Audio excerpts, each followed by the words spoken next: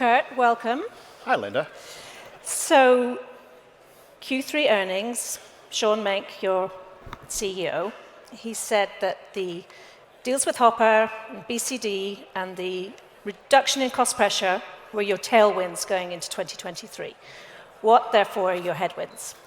Well, I think the big headwind is what everybody sees, which is a slowing global macroeconomic picture, high inflation, and that certainly will have impact on the industry and on us. On the flip side of that, I know there's a lot of conjecture in the industry. If you look at travel overall, travel in 2022 is 1.5 billion passengers below 2019. Effectively, the industry is still in a sort of depression.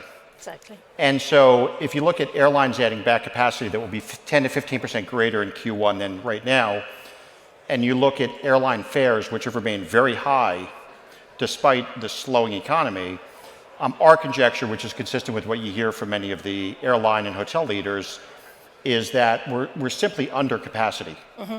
So our projection is that even in a slowing economy, we're going to see a continued recovery through the next year. So while that's a headwind, we believe the tailwind is greater with respect to the macroeconomic picture. So you're quite optimistic, given the kind of labor, fuel, capital costs have all gone up, and the big companies are already laying off substantial amounts of employees. Yeah, if you look at the macro picture, demand is very robust. So think about this, which is Asia is only open relatively about 50% today. And that's driven not by the economy, but by the health crisis that we've had. Europe is probably in a recession, there's no question about that. US is seeing sort of mixed results, but largely unemployment is not that high. Corporate demand for travel, we think, is going to be more robust next year than this year. And leisure demand, we think, will continue to recover. So again, we look at it and say the capacity constraints, and that's labor-driven and that's system-driven, outweigh any impacts that there may be because demand remains so strong. Let's talk about what some of the things the airlines are saying when it comes to distribution. We have, for decades, probably, well, I don't know, anyway, as long as I've been writing about airline distribution, you know, commercial constraints, debates, discussions, new distribution paths, posturing from the technology companies. You know, at the moment we have American Airlines, Lufthansa, SAS, all coming out with different kind of messages. What do we read into all of this? Well, I think if you look at the industry overall, almost any retailer in any industry wants to maximize revenue margin, and they want to own the relationship with the end traveler or the end customer. That's not unique to the travel industry. What's happened in the industry, if you think about B2C versus B2B, B2B distribution, and I'll use NDC as a euphemism, for the desire by carriers to sell as dynamically in B2B as they do in B2C. So this is about airlines becoming better retailers, being able to better differentiate their product offerings. And as I look at Sabre, for example, and one of the key things I saw in the opportunity to join the company was moving from, let's say, the GDS, which I'll liken to cable television, to moving toward more of a streaming service or Netflix. And that is a distribution marketplace with more dynamic and modern API consumption and distribution of inventory and new economic models that work for all the parties involved. So I think the good news is that the technology is finally catching up with some of the aspirations of the last 15 or 20 years. And I think you will see a more symbiotic relationship between suppliers and the likes of Sabre as we go forward. When you say symbiotic, what do you mean? Do you mean the commercial model finally sorts itself out? Well, the commercial model, I think, is, it's a pro-competitive model today. It generally works. If you look at the cost of distribution for a carrier distributing through us, it tends to be about 1 or 2% of the cost of distribution. By most industry standards or most competitive standards of other industries, that's a very effective cost of distribution. We also provide generally a higher yield traveler to our airline and hotel customers than they're able to get in their B2C channels. So we think what we do is very efficient. We need to make sure as they continue to, again, differentiate their product offerings and they want to become more dynamic, that we enable them to do that through travel agencies, through TMCs, to corporations, so that there's a better user experience and they can maximize their economic reward. And so I think it's about finding a happy medium in terms of technology and a commercial solution that works for everybody. I'm a big believer in this being a two-sided marketplace and making sure that you solve things not unilaterally for one party, but for all the key stakeholders involved so that this works. Mm-hmm. Some airlines talking about a coalition of the willing. Now, we've heard these things before. Yeah. It sounds great, but I have my own personal doubts about whether it can really work. What's your view? So I think this is largely with respect to, will NDC finally begin to get traction in the marketplace, right, because it's been relatively slowly adopted.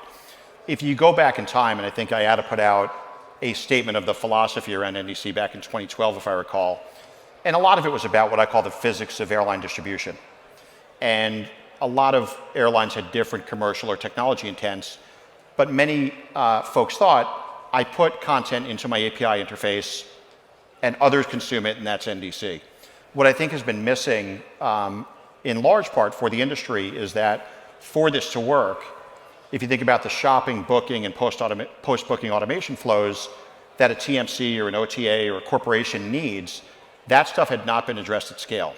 I think that's the fundamental reason this had not been adopted broadly. Now, if I look at what we're doing, for example, we're solving those things so that whether it's an Edifact or an API integrated set of content, the user experience, the efficiency, et cetera, for the corporate traveler, for the TMC will be commensurate with what it was before. And so that's the key, is that you don't degrade user experience, you don't create less efficiency, and you allow the airlines through that to market themselves in new ways. And so I think that technology is finally here, and I think you will see NDC begin to gain much more adoption as we go forward. But it requires the corporation, the TMC or the OTA, some technology intermediary like us, mm-hmm, and the airline all to align their interests in terms of how this gets done. I mean, it hasn't happened up to now, but okay. There is a view that airlines particularly, and a number of them have halted their NDC development, and that in fact, the innovation has ground to a halt, and that actually airlines just want to operate. They just want to fly their planes. Well, what's very interesting is if you think about airlines when economy is robust, the distribution guys sort of have their way. When the economy is less robust, the revenue management guys have their way, and that sort of trumps distribution. We want to find a marriage of those two things. And I think that the answer is that there's frustration from many parties across the industry. Again, this notion of a coalition of the willing, and those airlines who are saying this is not about us unilaterally imposing our will, but working with the right technology partners, making sure that for the likes of our TMC or OTA partners, we do this in a manner that is actually enhances not only the airlines, but their businesses. It's going to work quite well. And that's a different perspective than many have had over the last decade. You talked about efficiency a few minutes ago, and there are huge expectations around cloud from Sabre, from your competitors in the market, and for airlines as well.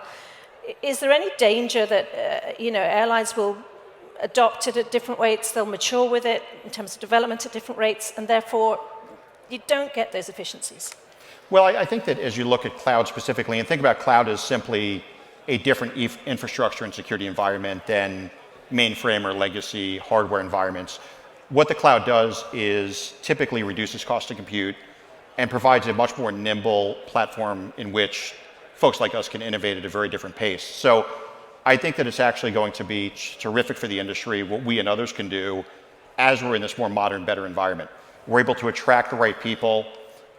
We're able to develop at scale. And for example, I can tell you in our hospitality solutions business, which is now fully in the cloud, we can go and basically do releases multiple times per day, which is not something you can do in the old world. So I think it really advantages the pace of innovation and will fundamentally change this industry. You mentioned hospitality there. Invest in it, get rid of it. It's being mooted out in the market. You yourself said earlier this year that Sabre was actually going to give it some focus. And you talked particularly on the corporate side. Just elaborate a little. So there's two different places we play in hospitality. The first is within our distribution business, is with hotel distribution. And for the most part, what we and our competitors have done is rely upon TMC and corporate distribution, and largely corporate negotiated retail hotel rates. What we realize is that as we look at especially the corporate and TMC marketplace, there's a very material opportunity to help our agency partners, our corporate customers, and basically bring them best of breed content, user experience, efficiency, and make sure that we're bringing qualified demand to hoteliers. So we think we can do a lot in that front. Tracy Mercer is in the audience. We actually just appointed to lead that business, and that is one of the key growth levers for Sabre. The other, which is quite different, is our hospitality solutions business, which is a hotel IT business. So you have the Synixa CRS, you have various other products. I am really bullish on what that business can be. One, there's an opportunity with CRS and PMS, but more so, Scott Wilson, who leads that business for us, I think was here earlier today, speaking about a new product offering we're launching called Retail Studio, which effectively is next-gen retailing capability for hotel chains and properties. And what we've seen in the early beta and alpha test there is significant conversion and margin improvements for the hoteliers who are choosing to use it. So we think that actually can be a significant contributor to our financial future and our P&L as we go forward. So really excited about both opportunities. Do you foresee similar challenges that some of your competitors have in the market for actually getting, large-scale hotel groups to actually bite when it comes to a new PMS? Because you had the Accor deal and then the pandemic, and so it didn't happen. So when you look at the way we look at hospitality solutions is we have a community solution which is used by many, many hoteliers around the world. I think we're the largest in the world at what we do there. And then you have enterprise customers such as Louvre or Wyndham. Enterprise customers tend to have very long buying cycles, very deep integration, often customization. So we look at the opportunities in that market, discrete or unique from the community solution. But what we want to do more and more is leverage the community solution and bring that innovation to those large hoteliers. What I can tell you is as we engage with large hotel chains around CRS, around PMS, is they want to know how are we bringing modern retailing to the fore. So CRS is sort of a commodity. What I mentioned earlier, for example, Retail Studio is very different than that. So I think it's really about the ability to deliver core functionality, but also help them drive accretive revenue performance. Okay, so the session title was the Sabre View, and you've given us the Sabre View. Now I want the Ekert view on a couple of things. You've been an airline man in the past. You've been a travel agency man. You've been a GDS man several times. Where were you most comfortable and why?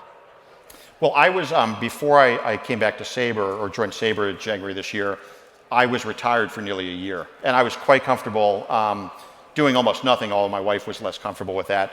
What's always been very important to me in my career as I've gotten older is, one, being in a role where the organization has the ability to be impactful and working with people that I deeply trust and respect. So I have that in spades at Sabre. I've had it in previous roles, but those are the things that get me going and excited. Does your past ever come back to haunt you? So imagine you're at a travel agency and you're, giving one view of the world, or say you're at an airline and you say it's all about direct, and then you come to a GDS, and does it ever come back to haunt you? Right. I like to believe that because I've been in so many different parts of the ecosystem, I'm able to be intellectually honest, and I think I've been throughout my career. So, of course, when you're working in one company, you put that company's interest first. But I don't think that my views, if you went back 5 or 10 or 15 years, are inconsistent with what I would say today. I may be wrong, but I'm consistently wrong.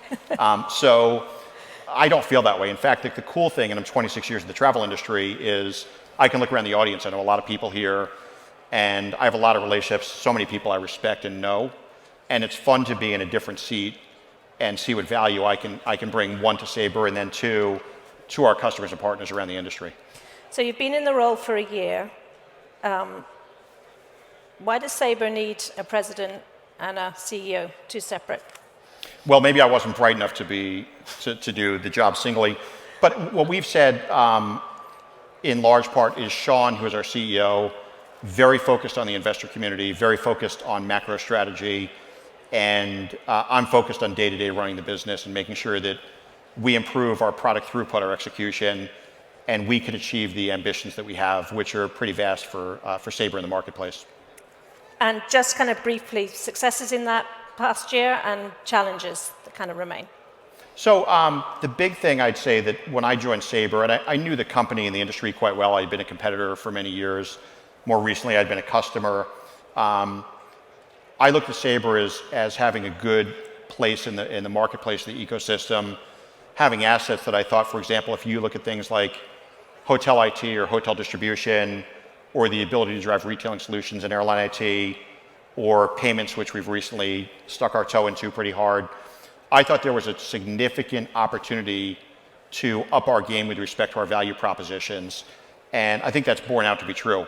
There's a tremendous amount of intellectual talent at Sabre, and it's about harnessing that and unleashing all those people to go after very clear but very significant opportunities. So I feel really good about the posture of the company and where we're going to go in the future years. So solutions then to some of these long-standing problems, can they come from established players, or do you think it's going to be startups?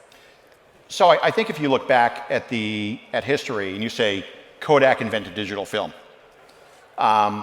Netflix was not streaming was not a novel idea when Netflix capitalized on it. I think I see, for example, and I mentioned going from cable TV to streaming, we've got to grow the denominator of transactions in which we play, whether that's air, hotel, get into payments, because we have this marketplace. And I think for us, as long as we sort of build upon the capabilities that we have, but we're not arrogant about it, and we're willing to disrupt ourselves, I think the opportunity is ripe for us to be actually a more important part of this ecosystem as we go forward. So I think it can come from established players as long as there's intellectual honesty and the willingness to take risk and be honest. Kurt Ekert, President of Sabre, thank you very much. Thank you.